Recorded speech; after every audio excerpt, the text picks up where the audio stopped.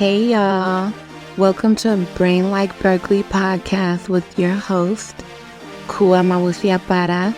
It's a pleasure to be here, live from the Bay Area. This is my very first Brain Like Berkeley podcast, and I want to first thank God. I want to also thank my good friend and accountability partner, Mr. Jermaine, Professor Jermaine McKee. And I also want to give a shout out to my god brother, Noble Dwadaka, who's always getting on my helmet about staying true to my dreams and aspirations. And of course, I have to give a shout out to my mom because she's amazing. Okay, so let's get into it. Today is our first episode, and I'm going to be talking about just certain revelations and realizations that I have had as an adult child of an addict or alcoholic. So I'm born and raised in Berkeley, California. Just before we get into this, I'm born and raised in Berkeley, California. I'm also a third generation UC Berkeley graduate. My maternal grandmother went to UC Berkeley and graduated with honors, majored in women's studies. My father also went to UC Berkeley and majored in political science. And both my twin sister and I went to UC Berkeley and graduated with honors. So I'm a very proud Berkeley girl or Berkeley girl, and I'm a proud UC Berkeley alumna. And I just want to talk to y'all today about things that I've learned about myself as an adult child of an alcoholic or addict. And let's just get into it. So if you find yourself as an adult child of an addict or alcoholic, it's really important that you look out for certain warning signs, because you have to understand and accept that because of your circumstances of your childhood, if you had a parent who was really in their addiction, you definitely were abandoned, if not for all of your childhood, at certain points of your childhood, okay? Now, when I say addiction, please don't get caught up on, only substances. No. My father's drug of choice definitely was cocaine, crack cocaine to be specific. But you can be an addict or an alcoholic and not be addicted to any type of chemical substance. You can be addicted to behaviors such as gambling. You can be addicted to things like pornography. You can be addicted to shopping. You can be addicted to food. You can be addicted to binging. You can be addicted to exercise. You can even be addicted to drama. Lord knows we see a lot of that, especially in the Bay. Also, you can be addicted to work. So if you were a child whose parent or primary caregiver was addicted to any type of substance or behavior that caused harm and disharmony in your life, this episode is for you. So a little bit about my father before I get into how his addiction impacted my life. My father was born already into hella trauma and drama and a lot of beauty too. Like, don't get it twisted. He also was born into a lot of beauty, right? But I don't want to sugarcoat things, okay? My grandmother, I love her, bless her soul. She was an alcoholic. My paternal grandmother, Gloria Jean, and she was a teenage mom. Not that has anything to do with it, but she had 8 children, but I think one died. So as a baby, so it wound up being 7 children. But anyway, my grandmother, she had a lot of grief because her husband, my grandfather, was murdered when her children were still very young. That caused her a lot of grief. She started turning to alcohol to deal with her sorrow. My father was neglected. It was a lot of people, too many people in the house. Be careful who you bring in your house, family, friends, My father was physically abused. He was sexually abused. He was emotionally, psychologically abused. He suffered a lot. So as a young adult, he turned to marijuana to just subdue some of his trauma or pain or whatnot. But when he got older, he eventually started trying cocaine, right? So he didn't start that until he had us when he was 30 years old, my twin and I, and he didn't start using cocaine, crack cocaine, until he was around 36. But it completely devastated his life and his trajectory. But my father was still brilliant, so he made it do what it do. And he is what you would call a functioning addict or alcoholic, but I feel like that's a euphemism. You really can't be functional just because you can keep a roof over your head and stay working doesn't make it functional. But I want to get into how his addiction with crack cocaine really impacted me. So I grew up, my twin and I grew up going to AA meetings with our father. And AA meetings are very deep. In my day, when I was a kid, there was a lot of recovering addicts and alcoholics who brought their kids to AA meetings. Maybe my dad was going to a special AA meeting for parents. I don't know, but there were hella kids in there. And, just being around so much intensity at a young age, you you just grow up different. You just have a different awareness to things. And one of the first things that I realized was that my father genuinely was sick, even though he didn't look sick.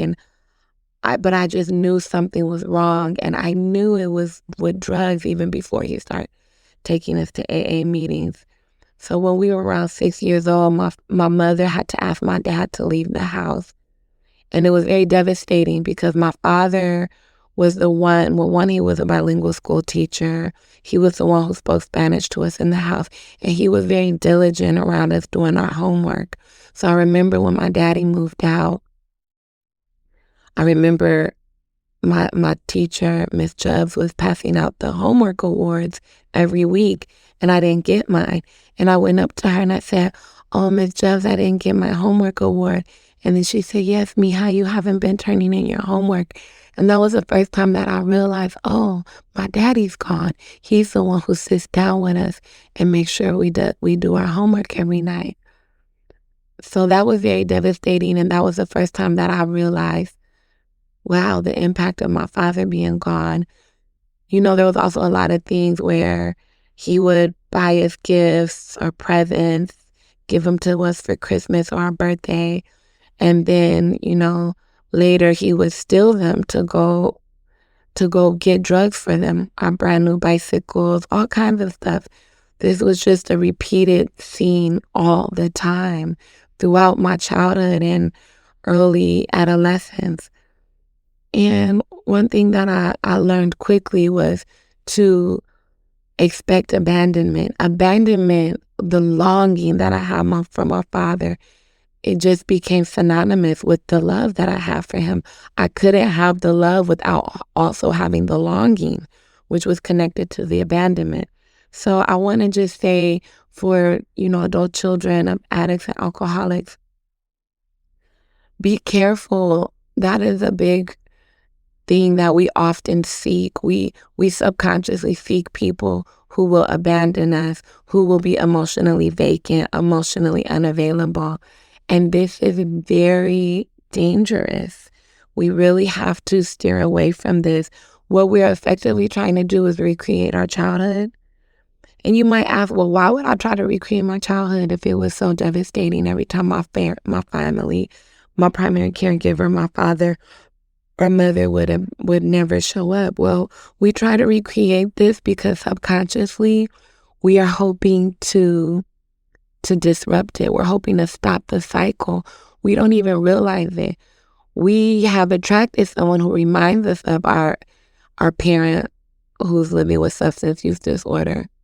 We've attracted that person hoping to love them into healing. So another thing that happens for us as adult children of addicts and alcoholics is we start engaging with fantasy very early.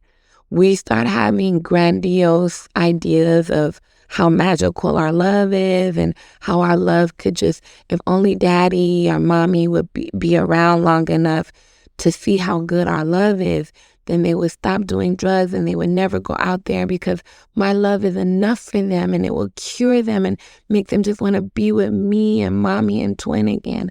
No. Not gonna happen, Captain. Trust me. And I know my love is good. It was great when I was a kid. It's great now, but it was not enough for my father to get healed. So you have to know that. You have to just come to grips with the fact that you learned how to fantasize. Fantasizing was how you coped.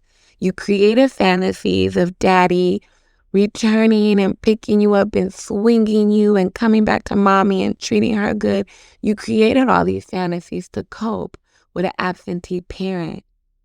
And guess what? You're creating fantasies, most likely, of how the person that you love who treats you like crap is going to change because your love is going to heal them. It's not.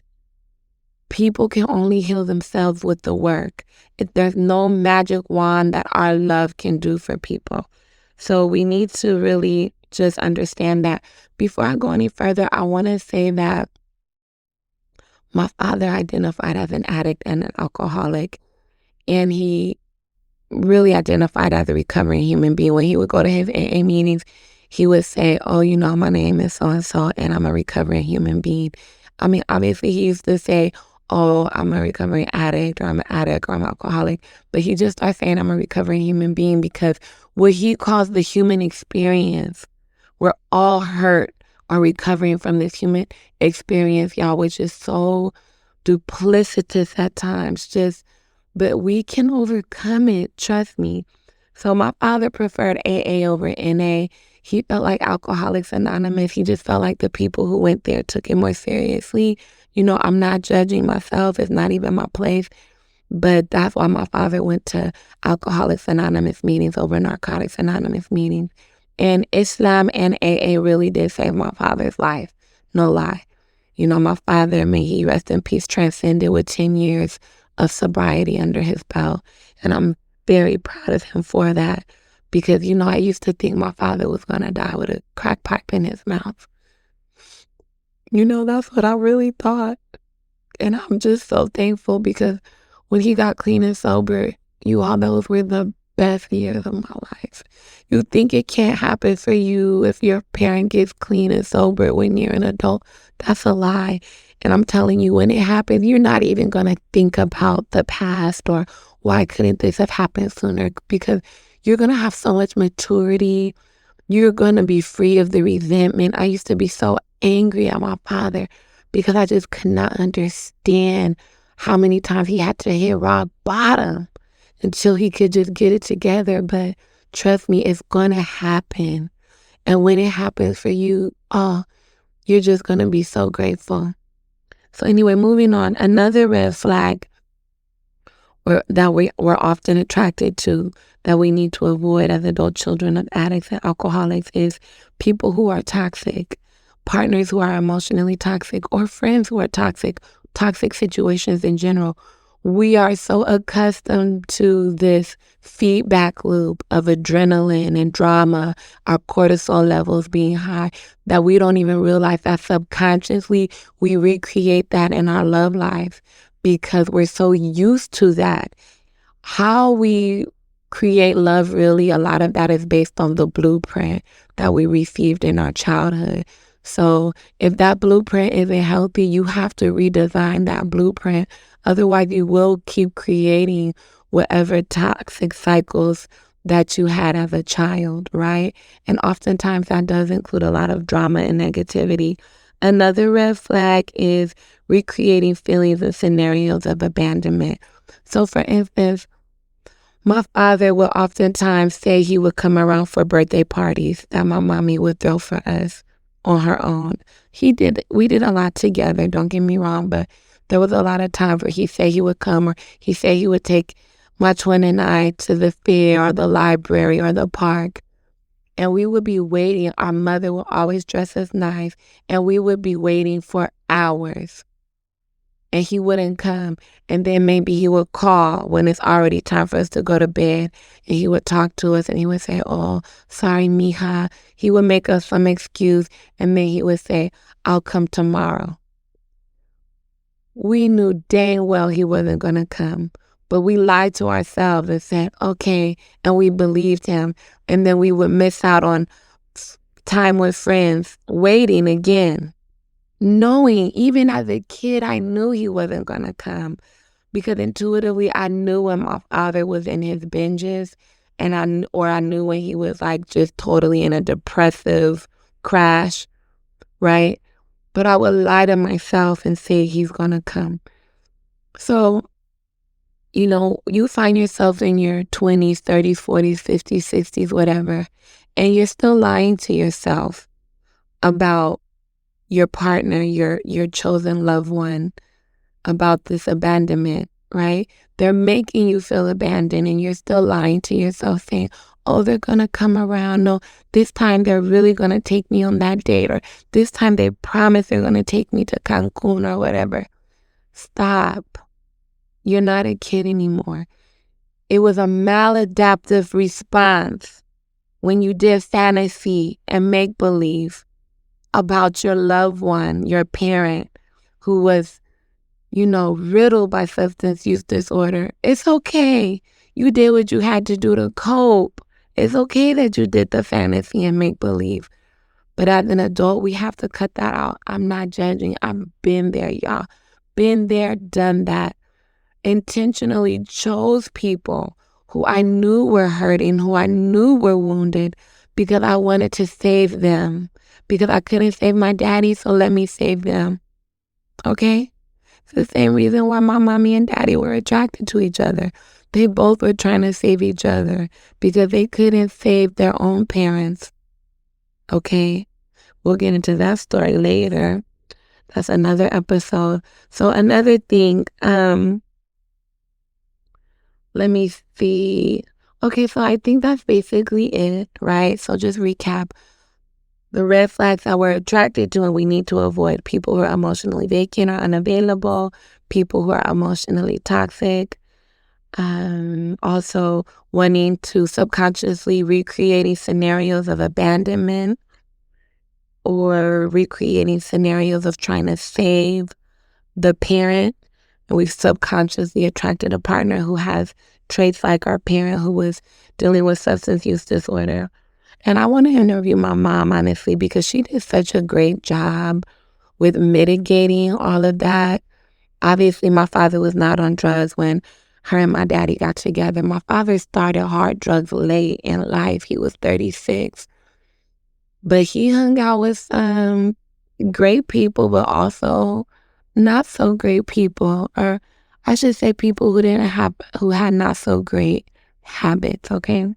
So that will get you caught up because like they say about crack cocaine or any drug, one hit, what do they say? The one hit is too much, but never enough, and you're always chasing that first high and it's never going to be as good as the first high. So just let it be, let it be. I want to move on now. I want to talk about the P. Diddy and the Cassie issue. I don't know Cassie, God bless her. She's beautiful. I don't know her, but I do wonder if she had a primary caregiver or parent who was an addict to maybe not a substance, but maybe work or something. Because people like Cassie, and I'm not trying to blame her, so please don't come for me. But what I will say is that people who had complicated childhoods, or what we call ACEs, adverse childhood experiences, we often, again, will attract people who treat us like crap. I saw that video this morning. I don't know if y'all saw the P. Diddy video of him beating her. I wake up every morning, the first thing I do is pray, and then I look at the news. And I was really shocked to see that video because I've really been suspending certainty around this whole thing with Cassie and P. Diddy. I'm not really into celebrity gossip and any type of allegation of that nature is serious. So I never want to just go with the crowd. I want to wait until the facts are out. Well, the facts came out, y'all, and God will always bring things to light. I can't help but wonder if this young lady got mixed messages as a child, right? I mean, if she started dating him, she was still a child. She was 19. When I was 19, I was with someone who was abusive. So I understand what that feels like. By the grace of God, I did not stay for 10 or 12 years, however long she stayed, thank the Lord. But it's very deep. And if you haven't been there, you never really can understand. But what I will say is it doesn't start with a hit. It starts with the psychological damage. And because you're so caught up, you've attracted someone who reminds you of maybe your dad or someone that you couldn't save when you were younger. It's not a coincidence that P. Diddy's so much older than her. And you try to save that person, but yo, let me tell you, these people who are monsters, y'all stop trying to save these monsters out here. They will chew you up and spit you out. We have to stop this. Life is too short. And I want to say that, dear God, what do I want to say? This is just so problematic. He beat her like she was a man. I mean, I haven't even seen a dog ever get beaten that bad. I mean, it was just disgusting seeing how he beat her, kicked her, punched her, threw heavy objects at her. Lord knows the horrible epithets he must have been saying to her. And she looked so helpless, just on the ground, crawling. This is what happens when we do not deal with our childhood trauma, you all. We wind up in situations that where we're with people who are spinning circles around us because we're still in that childlike state of trying to save someone. We need to save ourselves. And I want to just talk about how looks can be so deceiving and how things really seldom are what they are. You know, P. Diddy, Cassie, how many times have they been to these amazing balls, Met Gala, this, that, red carpet events? They look so elegant and quote unquote beautiful. But he's hella ghetto. He is mafia. He is totalmente mafioso. La manera en que él estaba tratando a esa chica. Just think about the image, these images, and we live in this world where everything's like vanity. We're taking all these selfies and posting videos of ourselves and our hot friends and blah, blah, blah. I mean, we become narcissistic. Our culture is hella narcissistic, y'all. It's hella vain. So imagine P. Diddy and Cassie at these events and they're decked out in just thousands of dollars in jewelry and attire. And yet he's treating her like this when he goes home. This is a farce. This is make-believe, y'all. It's pretend. Don't fall for it. Things are seldom what they seem. And ironically, I learned that my first year at UC Berkeley. I wanted to get into UC Berkeley so badly. And I got in and I was like really happy, but you're going to learn that it's sink or swim. I learned that very early at 18 years old. I was like, okay, like I have to just do this on my own, right? And that's life, y'all. A lot of these ivory tower places, these men or women that look so beautiful. No, the devil is usually hella fine, drop dead gorgeous, charismatic, la. You want to just go home with them, but don't. Take your time to get to know people. He finessed her, and that's happening everywhere. We're talking about it because they're big name people, but y'all, this is happening everywhere. If I could tell you how many women right here in the Bay Area, they have found beautiful African American women like Kathy. And yes, Kathy is African American. She's Afro Filipina. Her mother's African American. Her father's Filipino.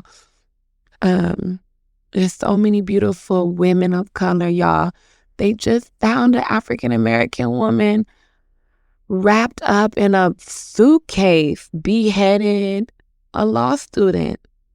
In a suitcase, they found another African American wrapped up in plastic and wrapped up in a carpet, a mother, all young women.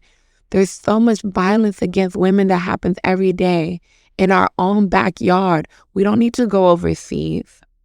And it's not just quote unquote low income people, it's rich people, it's quote unquote elegant people. Okay. So we really need to deal with our childhood trauma, our issues of abandonment, our issues with fantasy. We cannot save these people. The only people have to save themselves. Stop thinking you can cure someone. Cure yourself. How the heck can you cure someone and you're allowing someone to treat you like basura, right? You can't. You can't cure them if you don't even have boundaries and you are just allowing any okie doke to happen. And I've been there, y'all. I've been there, so I'm not judging. I've been there. I'm a survivor. I've had to learn things the hard knock way because my mother tried her best to protect me. But I was so naive. I was so naive as an adolescent woman, as a 19-year-old. I was so naive, but God brought me through, and my big aunties brought me through. I'm blessed to come from a community that, they fought for me. They wasn't letting me go out like that.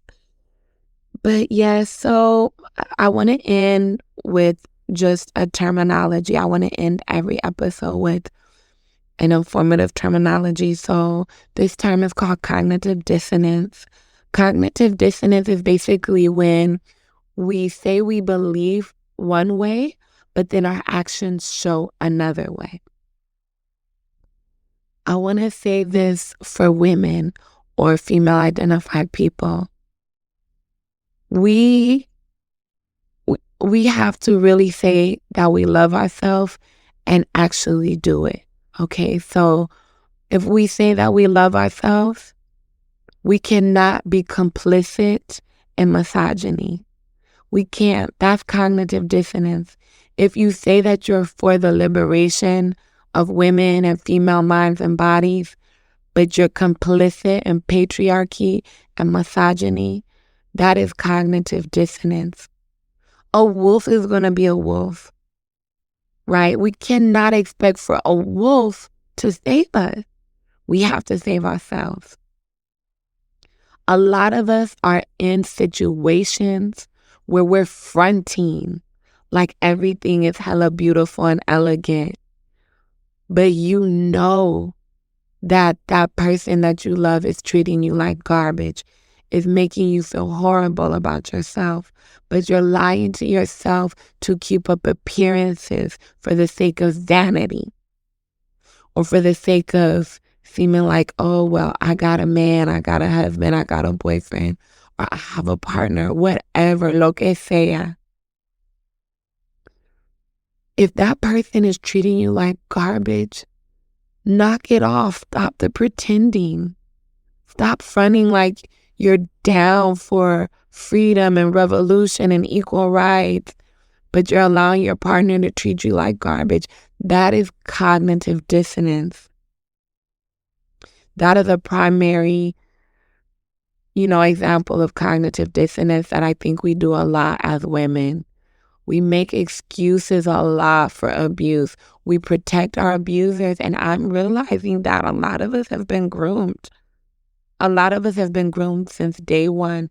Maybe you saw your mom make excuses for when your dad or her partner was beating her. Oh, well, he was just drunk, or, he really loves us. He didn't mean it, right? So you maybe saw your mom or your primary caregiver protecting your abuser. And sometimes it's the mom who's abusive and the dad is protecting the abusive mom, right? Or same-sex couples too. What I've seen in a lot of my friends who are in same-sex relationships, they can be very toxic too. Very toxic. So, it's really not about man or woman. It's just about humans. What are we allowing? What are we disallowing? What are we continuing? So I just wanted to share that, and hopefully you all learned something. And please subscribe to my podcast. I will have some great luminaries from the Bay Area and all over the world. And I'll just talk to you all next week. Thank you again and have a blessed day. Ciao, ciao.